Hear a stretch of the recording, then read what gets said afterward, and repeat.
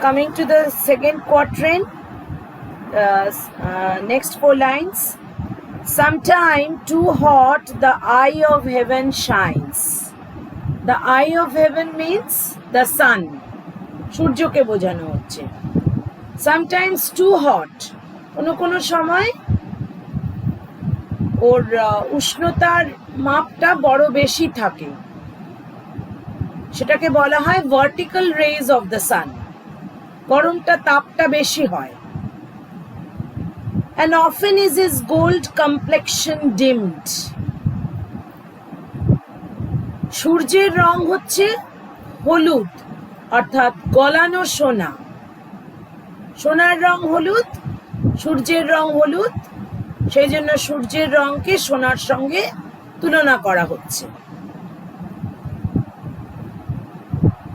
যে অত ব্রাইটনেসটাও অনেক সময় ডিমড হয়ে যায়, অর্থাৎ ধরা পড়ে না, আড়াল হয়ে যায়. কেন? কারণ মেঘে ঢেকে যায়. দেখবে অনেক সময় বেশ ভালোই বর্ষাকালটাতে বেশি দেখতে পাবে, সূর্য চকমক করছে আকাশে, হঠাৎ করে কালো মেঘে একটা অংশ ঢেকে গেল, সূর্যের যে রশ্মিগুলো বা যে তীব্রতাটা সেটা কিন্তু কমে এলো. তার কারণ ক্লাউডটা ওভার পাওয়ার করে নিল. মেঘগুলো যেন তাদের অস্তিত্বকে সূর্যের অস্তিত্ব থেকে বেশি শক্তিশালী করে তুলতে পারে. ঠিক আছে? And every fair from fair sometimes declines. সবকিছুরই ট্যাঞ্জিবিলিটি, সবকিছুরই ডিউরেবিলিটি আছে. কোনো কিছুই এই পৃথিবীতে চিরস্থায়ী নয়. সে লিভিং বিং তো নয়, নন লিভিং থিং তো নয়, নন লিভিং থিংও নয়. প্রত্যেকটি জিনিসের কিন্তু একটা ট্যাঞ্জিবিলিটি আছে, একটা পিরিয়ড আছে, যার পরে সে নন এক্সিস্টেন্ট হয়ে যায়. By chance or nature's changing course untrimmed. এইভাবেই প্রকৃতির কিন্তু সৃষ্টিকর্তা, যদি আমরা মানি কাউকে, ঈশ্বরকে, এইভাবেই কিন্তু তার সৃষ্টির পরিকাঠামো. But the eternal summer shall not fade. পরের কোয়াট্রেনে চলে আসছি. কিন্তু তোমার মধ্যে যে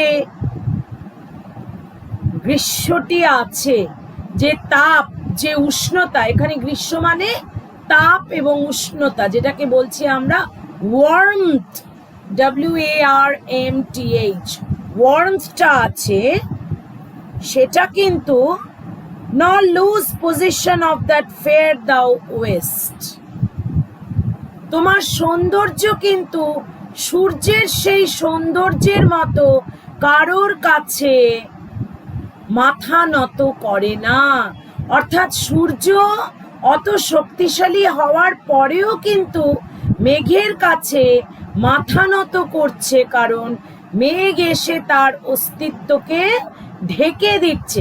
ক্ষণিকের জন্য হলেও ঢেকে দিচ্ছে, মেঘ ওভার পাওয়ার করছে.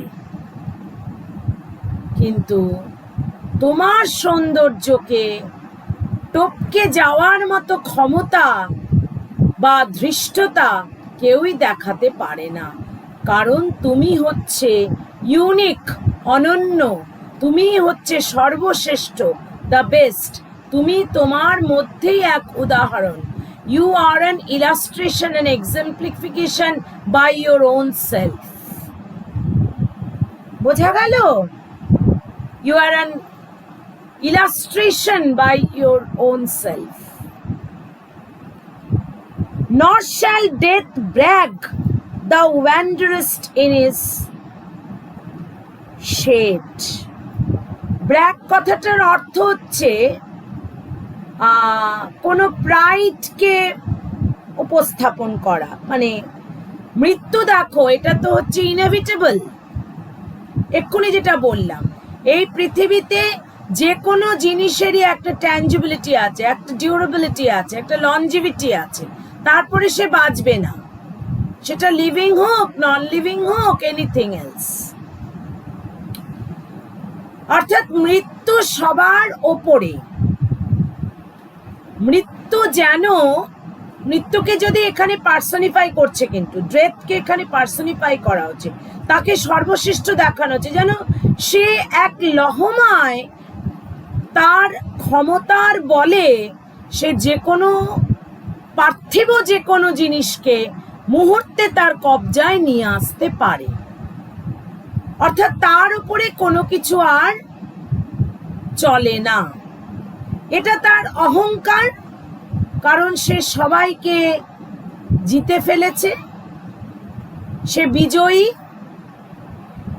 কিন্তু কবি বলছেন তোমার সৌন্দর্যের ক্ষেত্রে মৃত্যু যেন কিন্তু হার মেনেছে।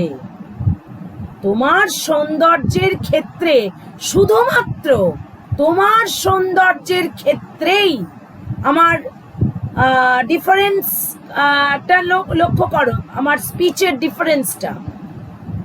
আগেরবার আমি বললাম তোমার ক্ষেত্রে, এখন আমি বলছি শুধুই তোমার ক্ষেত্রে, শুধুই তোমার সৌন্দর্যের ক্ষেত্রেও বিশেষে মৃত্যু কিন্তু হার মেনেছে। সে তার গর্ব প্রকাশ আর করতে পারছে না। কেন? When in eternal lines to time thou growest. কারণ তোমার সৌন্দর্য ইটার্নাল মানে অমরত্ব লাভ করেছে, ইমর্টাল হয়ে গেছে, সে আর মর্টাল নেই।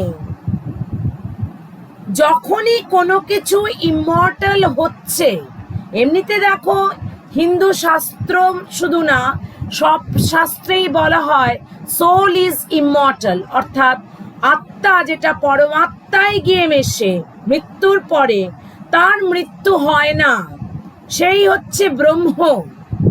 এটা আমরা জানি হিন্দু শাস্ত্রে। যে যে ধর্মে বিশ্বাসী, প্রত্যেক ধর্মতেই আমি বোধ করি এটা বলা আছে, কারণ এটা ইউনিভার্সাল ট্রুথ যে মানুষের মৃত্যু মানে পার্থিব শরীরের মৃত্যু ঘটে, আত্মার মৃত্যু ঘটে না। সে মানুষের শরীরের থেকে বেরিয়ে আসে মানুষের মৃত্যুর পরে, সে মানুষের শরীর থেকে বেরিয়ে এসে পরমাত্মার সঙ্গে মিলিত হয়, যেই কিনা ব্রহ্মা বিশ্ব ব্রহ্মাণ্ডর সঙ্গে সে এক হয়ে নবজন্মের সৃষ্টি হয়, নবজাতক আরেক নবজাতকের জন্ম হয়। বুঝেছো? এটা কিন্তু কনসেপ্ট। শাস্ত্র যখন বলেছে তো আমাদের মানতে হবে, কারণ সেটা কিন্তু সেরা মুনি ঋষিরা সব বলে গেছেন। আমি এই যে তাদের কথাগুলো তোমাদের কাছে তুলে ধরছি, তোমরা ভাবছো বাবা দিদি কতটা জানেন, কত কিছু জানেন, কিছুই আমরা জানি না। কোন কবিতায় পড়েছো ব্রাদারহুডে, class 11-এ, I am but a little man in this vast universe. আমার অস্তিত্ব কি? একটি ক্ষুদ্র থেকে ক্ষুদ্রতম জীবের মতো। এই বিশাল ব্রহ্মাণ্ডের নিচে আমি যখন আকাশের নিচে দাঁড়িয়ে আছি, আমার ওপরে বিস্তীর্ণ আকাশ, তার মধ্যে নক্ষত্র খচিত আকাশ গগন, তার নিচে আমি দাঁড়িয়ে আছি। আমার অস্তিত্ব কি? কেবলমাত্র একটি কণা বিশেষ। দেখো প্রত্যেকটি কবি কিন্তু তাদের থিমেটিক আলোচনাতে একই রকম। আমি তোমাদের ক্লাসে বলেছিলাম গ্রেট মেন থিঙ্ক অ্যালাইক। সব মহামানবেরাই তাদের চিন্তাধারা কিন্তু একই পথে গতিশীল, শুধু ভাষার পরিবর্তন হয়। বোঝা গেল? সেরকম স্পিরিচুয়ালিটিও কিন্তু তাই। ধর্ম আলাদা আলাদা ভাবে প্রচার করে, কিন্তু ধর্মের যে মূল স্রোত সেটা কিন্তু একই চলে। সে কারণে মৃত্যুর পরে যে আত্মা পরমাত্মায় মিলিত হয় সেটা কিন্তু সবখানেই একই। কবি যেন তার বন্ধুর সৌন্দর্যকে ঠিক আত্মা পরমাত্মার মতো করে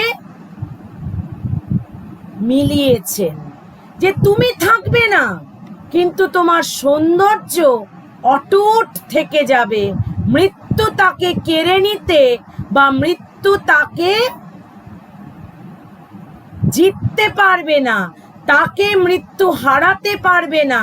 মৃত্যু এটা বলতে পারবে না যে দেখো আমি তোমার সৌন্দর্যকে নিঃশেষ করে আজ বিজয়ী হয়েছি, সেটা মৃত্যু বলতে পারবে না। কারণ মৃত্যুরও সেই ক্ষমতা নেই, তোমার সৌন্দর্যকে সে নালিফাই করে, সে নন এক্সিস্টেন্ট করে তোলে। বোঝা গেল? When in eternal lines to time thou growest, তুমি অমরত্ব লাভ করবে। আর এই অমরত্ব তুমি কেমন করে লাভ করবে? এই অবধি কিন্তু এসে আমাদের একটা প্রশ্নবোধক চিহ্ন মনে আসে যে কি করে অমরত্ব লাভ করবে। এখানেই কিন্তু আমাদের কোয়াট্রেন ফরমেশন শেষ হয়ে যায়, অর্থাৎ তিনটে কোয়াট্রেন আর কোয়ার্টার থেকে, শব্দ থেকে কোয়াট্রেন এসছে। এই যে দেখো এখন লকডাউন চলছে, কেন? করোনা ভাইরাসের জন্য চলছে।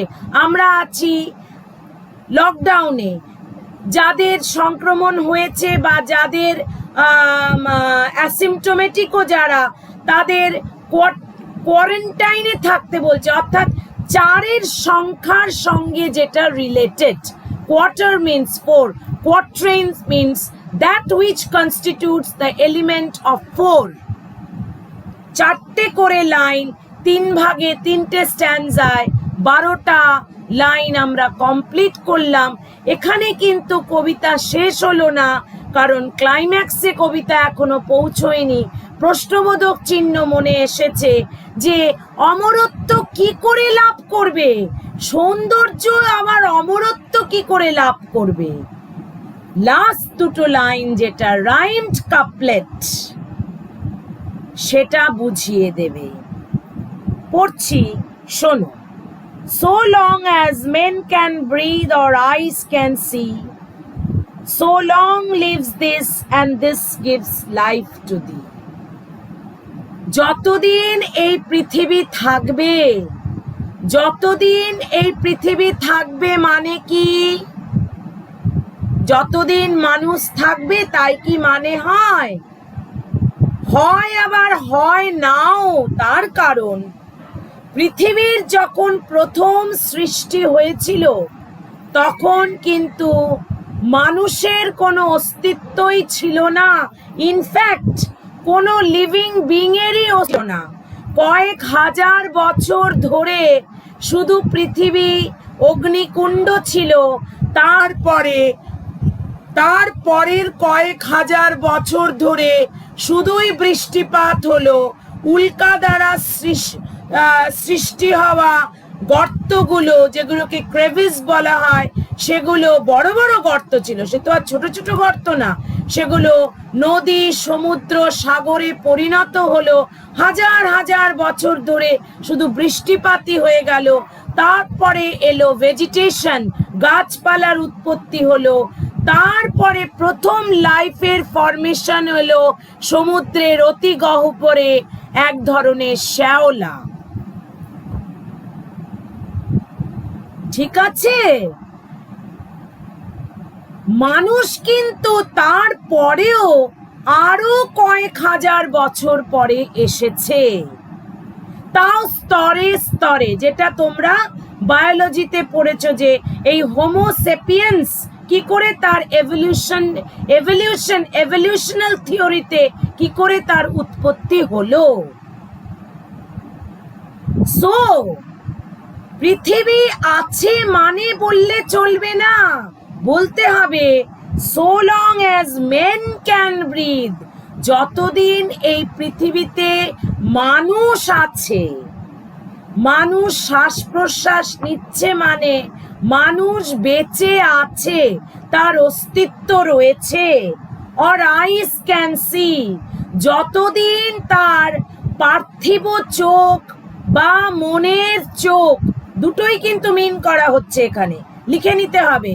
পার্থিব চোখ যেটা ফিজিক্যাল আই, আর মনের চোখ যেটা মাইন্ডস আই বা ইন্টারনাল আই, যেটা সব কবিদেরই থাকে।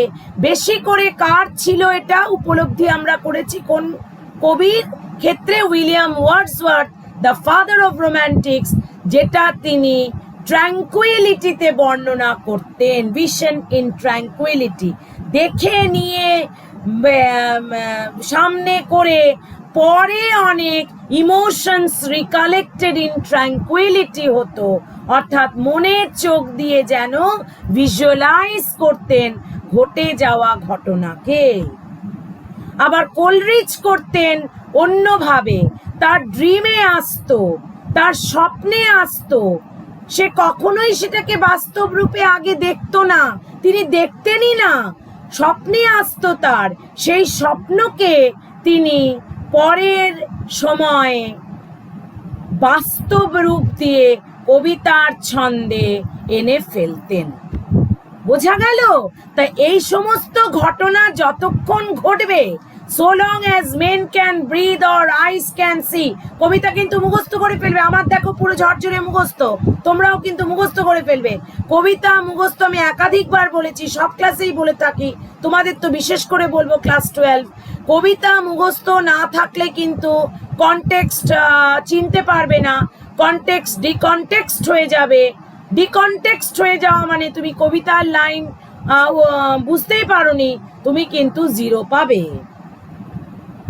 বোঝা গেল? তাহলে কবিতা মুখস্থ করে নিতে হবে যে কি বললাম, মানুষ যতক্ষণ বেঁচে আছে, যতক্ষণ তার শ্বাস প্রশ্বাস চলছে, যতক্ষণ সে দেখতে পাচ্ছে, বোধ তার মনের চোখ, এই ফিজিক্যাল আই দিয়ে, তার পার্থিব চোখ দিয়ে, মানে যেটা দিয়ে আমরা দৃষ্টি দেখি, আবার দৃশ্যকে দৃষ্টি হিসেবে দেখি, আবার মনের চোখ দিয়ে যেটা দেখার মতন, যেটার মধ্যে যেটাকে নিয়ে দেখার মতন ক্ষমতা আমাদের আছে।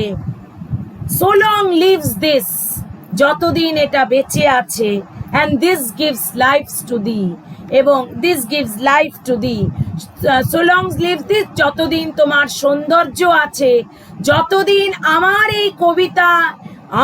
এই কবিতায় তোমার সৌন্দর্যের বর্ণনা আছে, বা আমার এই কবিতা দ্বারা তোমার সৌন্দর্য বর্ণিত হয়েছে, ততদিন তুমি আছো এই পৃথিবীতে, অমরত্ব লাভ করে থাকবে। কারণ জেনারেশন আফটার জেনারেশন মানুষ এই কবিতা পড়বে। ঘটেনি কি সেটা? শেক্সপিয়ারের আমল থেকে আজ অবধি, অর্থাৎ 16th সেঞ্চুরি থেকে আজকে আমরা 21st সেঞ্চুরি। আবার ফিরে যাও, শেক্সপিয়ারের জন্ম ডেটে দেখো 1564 to 1616, আজ আমরা রয়েছি 2020-তে, অর্থাৎ more than how many years? চট করে ক্যালকুলেট করে ফেলতে হবে। 1564 যদি বার্থ হয়, 2020 আজকে অবধি, চট করে ক্যালকুলেট করে ফেলো, মোর দ্যান 500 ইয়ার্স অলমোস্ট। আমরা কিন্তু পড়ছি না কি? আমরা কি কবিকে পড়ছি না? আমরা কি কবিতা পড়ছি না? তাহলে কি কবে লেখা কবিতা? তো আমরা এখনো কেন পড়ছি? বা আমাদের এই যুগের কবিতাটা পড়তে ইচ্ছা হয় কেন? কবিতা পড়ে ভালো লাগছে কেন? কারণ কবিতার মধ্যে কবির সৃষ্টিটা অমরত্ব লাভ করেছে। ঠিক তেমন ভাবেই কবির সৃষ্টি দ্বারা কবির বন্ধুর সৌন্দর্য অমরত্ব লাভ করেছে। তার জন্যই সে সকলের কাছে, এই পৃথিবীতে মানুষের কাছে, পৃথিবীর বুকে অমরত্ব লাভ করছে। তাহলে ইন এ ওয়ে সৌন্দর্যের মাধ্যম দ্বারা সেই ভদ্রলোক যাকে আমি কিছুক্ষণ আগেও বলেছি বা আমার ডেসক্রিপশনে পড়েছি, WH whoever that person may be, Earl of Pembroke WH হলে, Earl of Southampton HW হলে, whoever that is immortalized through the lines of this poetry, through the lines of this sonnet. So I come to the end of my lecture, end of my analysis of sonnet 18. আমি যে আমার অ্যানালিসিসটা করেছি আগের কোয়াট্রেনের মতনই, এখানে দুটো quatrain আর couplet, সেটা পড়ে দিই, পিডিএফে ডাউনলোড করে দেবো, তোমরা পিডিএফ থেকে দেখে নিয়ে তোমাদের লং হ্যান্ডে লিখে ফেলবে, ঠিক আছে? বাট হিজ ফ্রেন্ডস ইটার্নাল, মানে ইটার্নাল মানে এখানে কিন্তু শুধু ইটার্নাল অমরত্বটা বলছি, যৌবন সৃষ্টিকারী অমরত্ব, যেটা youthful beauty, shall neither fade away nor would he lose the gifts of youth that he possesses. Death shall not brag, মানে boast করতে পারবে না, about his conquest over the speaker's life, as the speaker will make his friend immortal through the eternal lines of his poem. অর্থাৎ কঙ্কার করে, death তো আমাদের সকলকে কঙ্কার করে, জিতে নেয়, এটা যেন একটা war between life and death. আমরা বলি না জীবনের যুদ্ধ, মৃত্যুর সঙ্গে প্রতিনিয়ত ঘটছে, কিন্তু মৃত্যু ইনএভিটেবল জেনেও আমি বসে লেকচার দিচ্ছি। কালকেই তোমাদের লেকচার দিতে পারবো কিনা আমি কিন্তু জানি না, আজকের রাতই আমার জীবনের শেষ রাত হতে পারে, isn't that so? তাহলে ডেথ আমাদেরকে কিন্তু কঙ্কার করতে পারে, কিন্তু ফ্রেন্ডের বিউটিটাকে কঙ্কার করতে পারবে না, এটাই কবি বলছেন। So I repeat the lines. His conquest over the speaker's life, as the speaker will make his friend immortal in the lines or through the lines of his poem. The youthful eternal beauty of his friend would be preserved forever in the immortal lines of the poem of the poet for his friend. হয়ে গেল আমার quatrain. এবারে couplet, দুটো quatrain একসাথে এখানে করতে হয়েছে, কারণ এইভাবেই ছন্দতার সৃষ্টি হয়েছে। The last two lines, therefore, in continuation to the last stanza, এটাকে আমরা বলবো না, আমরা বলবো rhymed couplet. As long as people live and breathe on this earth, and as long as eyes can see, that is, men have vision through physical as well as minds I, এটা কিন্তু ভীষণ important, তোমরা লিখে নেবে। আচ্ছা, তোমরা কিন্তু এই আমি যখন অ্যানালিসিসটা তোমাদের সামনে দিচ্ছি ধরে বা পিডিএফে ডাউনলোড করব, তোমরা প্লিজ দয়া করে বাজারের চলতি নোটবুকের সঙ্গে মেলাতে যেও না, কারণ ওটা মনে হয় না তোমাদের পক্ষে খুব ভালো হবে, কারণ তোমরা ইয়েতেই রাইমিংয়েই দেখেছো যে সেটা হয় না, ফলে অতি সংক্ষেপে বর্ণনা করো, যতটা কনস্ট্রাকটিভ ওয়েতে বর্ণনা করতে পারো, কারণ তোমার কিন্তু লিমিটেশন 120 ওয়ার্ড, তার মধ্যে তোমাকে ম্যাক্সিমাম ইনফরমেশন প্রোভাইড করতে হবে যাতে তুমি ম্যাক্সিমাম নম্বর ক্যারি করতে পারো। তুমি যদি সেখানে ল্যাক করো তোমার ইনফরমেশনে, তোমার কিন্তু মার্কস অটোমেটিক্যালি কমে যাবে। ফলে বাজার চলতি, দয়া করে আমি পাবলিশার্সদের নাম বলতে চাই না, আমার দরকার নেই, আমি নিজের প্রচারও করছি না, কিন্তু আমার মনে হয় আমার এই অ্যানালিসিসের সাথে বাজার চলতি নোটবুকের প্লিজ প্লিজ প্লিজ তুলনামূলক করবে না আলোচনা। এটা পারলে পড়ো, না পারলে পড়ো না, but don't go to compare, এটা আমার আর্নেস্ট রিকোয়েস্ট। লিখে নেবে মাইন্ডস, ফিজিক্যাল আইটা আগে লেখো, তারপরে লিখবে ইনার আই, ফিজিক্যাল আর ইনার আই বা মাইন্ডস আই, মনের চোখ, মাইন্ডস, মাইন্ডের সঙ্গে অ্যাপোস্ট্রফ এস আছে, বোঝা গেল? কন্টিনিউ করছি। The immortal lines of the poem of Shakespeare would survive and continue to give life to the poet's friend, thereby making his friend's beauty, underline karo, immortal.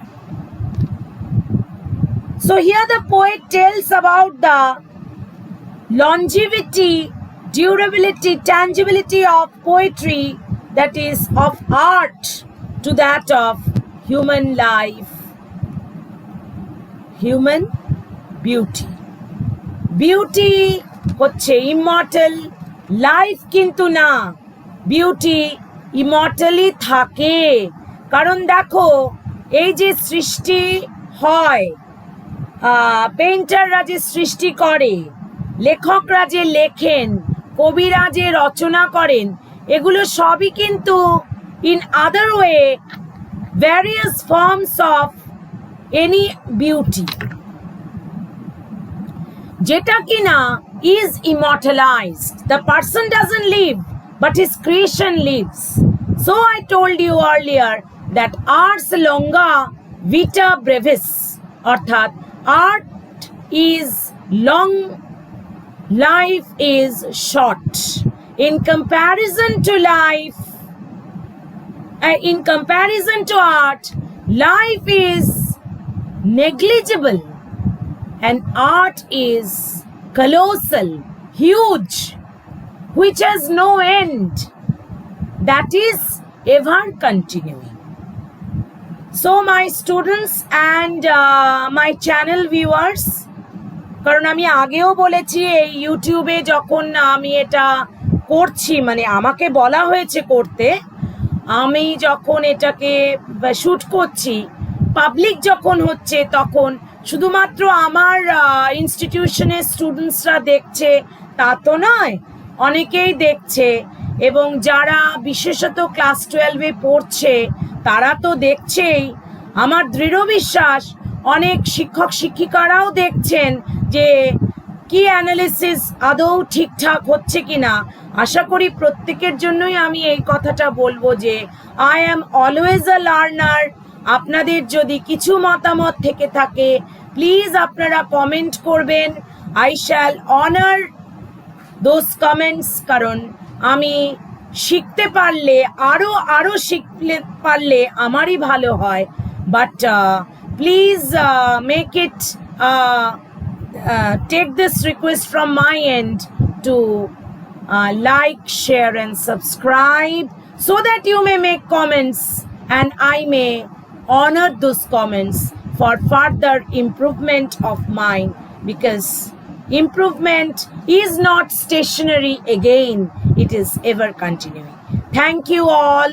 Thank you my students and everyone for giving me the privilege to make this video, and I shall meet in the next video lecture.